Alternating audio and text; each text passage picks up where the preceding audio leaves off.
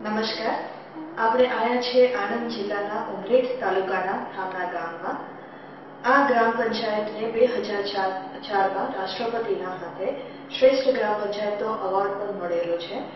આપણી સાથે છે સરપંચ શ્રી ચંદ્રકાંતભાઈ મુખી, જેણે 2001માં સરપંચ પદ સંભાળીને ગામની સ્પીકર બદલી નાખી છે. સરપંચ શ્રી લાંબા ગાળાના આયોજનમાં વિશ્વાસ રાખે છે અને એ કહે છે કે બીજા 5 વર્ષમાં થામણા ગ્રામ પંચાયત સ્વનિર્ભર થઈ જશે. આમ તો એમના મતે કોઈ પણ ગામને વિકસિત કરવા માટે ફક્ત 10 વર્ષની જરૂર હોય છે. આવો સરપંચ શ્રી સાથે વાત કરીએ કે પંચાયતની આવક ઉપાર્જન માટે વધારવા માટે એમને કયો રસ્તો અપનાવ્યો છે. નમસ્કાર. સૌથી પહેલા આપણે વાત કરીશું કે તમારી ગ્રામ પંચાયતમાં વેરાની આવક કેટલી છે અને એ કયા પ્રકારના વેરા છે અને કેવી રીતે વેરા ઉઘરાવવામાં અને વધારવામાં કેવી રીતે કયો પ્રયત્ન તમે કરો? કોઈ પણ પંચાયત હોય કે કોઈ પણ દેશ હોય, ટેક્સ વગર ચાલે. પૈસા વગર વિકાસ ના થાય. પૈસા જોઈએ, વિચાર શક્તિ જોઈએ, વિચાર શક્તિ પણ જોઈએ અને ધ્યેય જોઈએ. આપણી જોડે વિચાર શક્તિ છે, ધ્યેય નથી. ધ્યેય હોય તો પૈસા નથી. આ બધાનો સમન્વય કરવો પડે, બધાને ભેગું કરવું પડે. અને બધાને જો ભેગો કરવા હોય તો બધા જોડે કોન્ટેક્ટ રાખવા, સંબંધો રાખવા પડે. પછી આપણે શું કરવા માંગીએ છીએ, આપણે કઈ ઉભા છે, શું કરવા માંગીએ છીએ એ આપણે કહેવું પડે આ લોકોને. આપણે ઘરે આપણે ખાવા જોઈતું હોય તો માય માગ્યા વગર પીરસતી નથી. પહેલા અમારા ગામમાં સ્ટ્રીટ લાઇટ વેરો નતો, પાણી વેરો 24 રૂપિયા હતો, ઘર વેરો 1.5 રૂપિયા હતો, સફાઈ વેરો હતો નહીં. તો પંચાયત ચલાવવામાં બહુ મુશ્કેલી પડતી હતી. તો ત્યાં મારા આવ્યા પછી સ્ટ્રીટ લાઇટ અમે 11 વોલ્ટની કરી દીધી. જે 45 વોલ્ટની ટ્યુબ હતી એને બદલે લાઇટ ફિક્સર 11 વોલ્ટનો કર્યા, જેથી 1 લાખ રૂપિયા બચાવ થાય છે લાઇટ બિલનો. સમગ્ર ગામમાં કોટેડ વાયર નાખીને પંચાયતની સ્ટ્રીટ લાઇટમાં કોઈ પણ ચોરી ના કરી શકે એવી રીતે આખા ગામના વાયરો બદલી નાખ્યા સ્ટ્રીટ લાઇટના. પાણી વેરો, જેને પાણી વેરો 24 રૂપિયા હતો એનો અમે 100 રૂપિયા કર્યો આખા વર્ષનો. સફાઈ વેરો 20 રૂપિયા કર્યો. એટલે પંચાયતની ટેક્સમાંથી આવક લગભગ 4 લાખની ઉપર જાય છે. પંચાયતનો ખર્ચો, ટોટલ ખર્ચો આવે છે 3 લાખ રૂપિયા.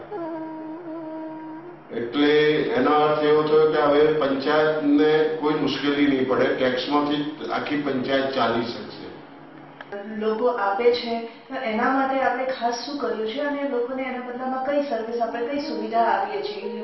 અત્યારે અમારા ગામમાં 4 ઓવરહેડ ટાંકી છે, 9 કલાક પાણી આપીએ છીએ, સવાર, બપોર અને સાંજ.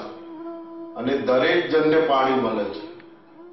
અને 4 ટાંકીનું પાણી સમગ્ર ગામમાં જઈ શકે છે. એક પણ ટાંકી, એક પણ 4 બોર છે, 4 મોટરો છે, એનીમાંથી કોઈ પણ મોટર બગડે તો પણ કોઈ પણ એરિયામાં પાણી ના મળે એવું ના બને, દરેક એરિયામાં જાય. એટલે જયારે ટેક્સ આપે છે તો એની સામે સુવિધા અને સરળતા પણ આપી છે. સફાઈ વેરો 20 રૂપિયા લઈએ છે, પણ ઘરે ઘરે જઈને ગાર્બેજ કલેક્ટ કરે છે તથા ગામ સફાઈ પણ રાખીએ છીએ.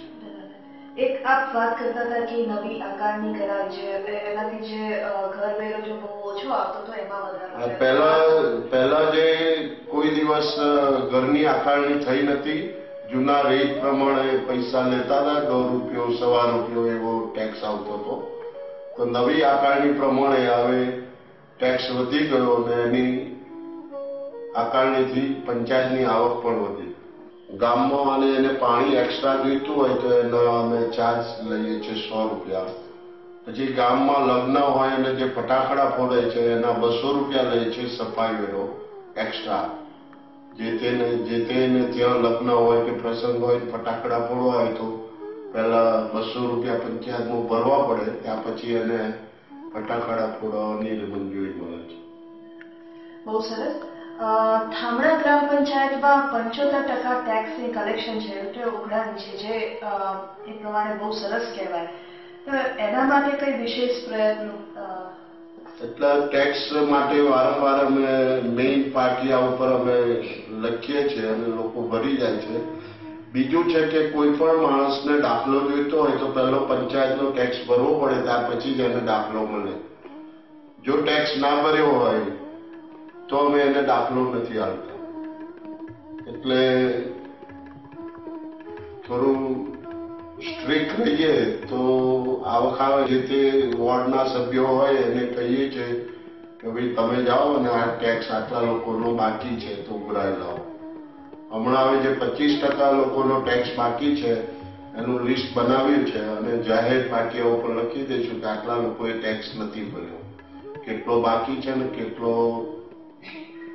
આપવાના બાકી છે ને ટેક્સ બાકી છે, પાટિયા એનાઉન્સ કરીશું, લખીશું, એટલે જાગૃતતા આવશે. એક વેરો હજુ રહી ગયો, 25 રૂપિયા અમે ગટરનો વેરો લઈએ છીએ અને આખા ગામને આરો પ્લાન્ટનું પાણી આપીએ છીએ, જેના 20 લીટરના 5 રૂપિયા ભાવ છે.